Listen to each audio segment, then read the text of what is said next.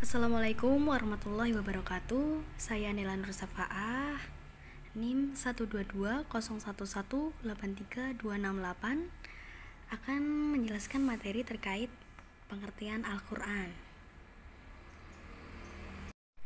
Pengertian Al-Quran menurut Al-Asy'ari dan beberapa golongan lain. Nah, kata Al-Quran berasal dari lafadz korona yang berarti menggabungkan sesuatu dengan yang lain. Kemudian, dengan kata tersebut dijadikan sebagai kalamullah yang diturunkan kepada nabinya, mengingat bahwa surat-suratnya dan ayat-ayatnya serta huruf-huruf beriringan dan yang satu digabungkan dengan yang lain. Maka menurut Al-Asy'ari tadi merupakan menggabungkan sesuatu dengan yang lain.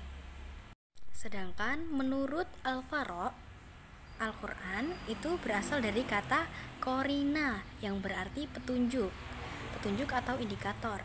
Nah, mengingat bahwa ayat-ayat Al-Quran itu antara satu dan yang lain sama-sama saling membenarkan, maka disebut sebagai petunjuk atau indikator. Menurut Asy-Syafi'i bahwa kata Al-Quran itu termasuk isim yang memang sejak awal digunakan untuk menamai khusus bagi kitab suci yang diturunkan oleh Allah kepada Nabi Muhammad, sebagaimana dengan nama kitab al-suci sebelumnya yang memang merupakan nama-nama kitab diberikan oleh Allah SWT, seperti Zabur, Injil, Taurat. Pengertian Al-Quran menurut Al-Lihyani.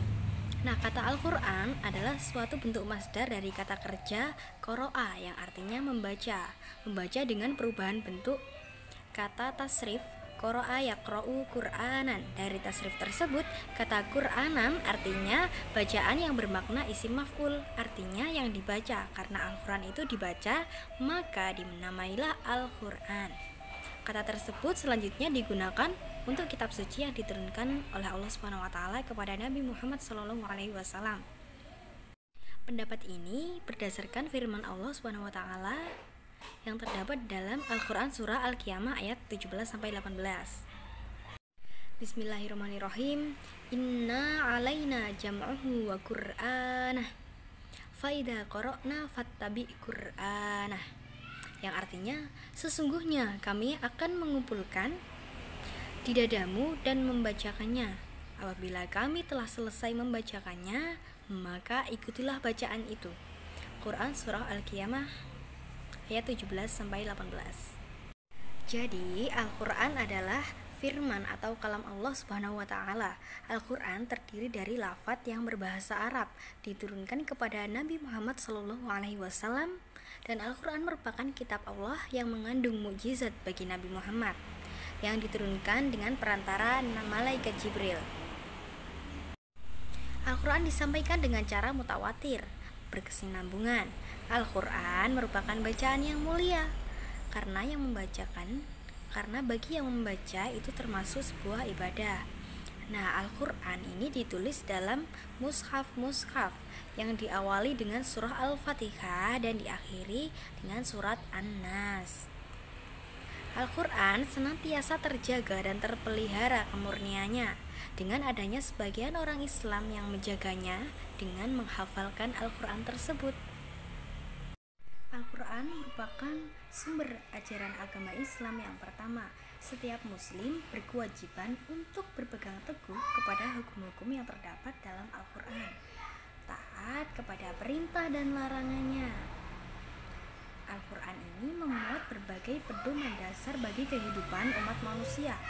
Kita sebagai seorang muslim harus meyakini tuntunan yang berkaitan dengan keimanan, akidah, yaitu ketetapan yang berkaitan dengan iman kepada Allah Subhanahu wa taala. Meyakini malaikat-malaikat, kitab-kitab, rasul, hari akhir, serta qada dan qadar. Sebagai seorang yang berpegang teguh terhadap Al-Quran, kita harus memiliki budi pekerti yang luhur, karena Al-Quran berisikan tuntunan yang berkaitan kepada akhlak, yaitu ajaran agar orang muslim memiliki budi pekerti yang baik serta etika di kehidupannya. Sebagai seorang yang berpegang teguh kepada Al-Quran, harus melaksanakan ibadah karena Al-Quran berisikan tuntunan yang berkaitan dengan ibadah-ibadah.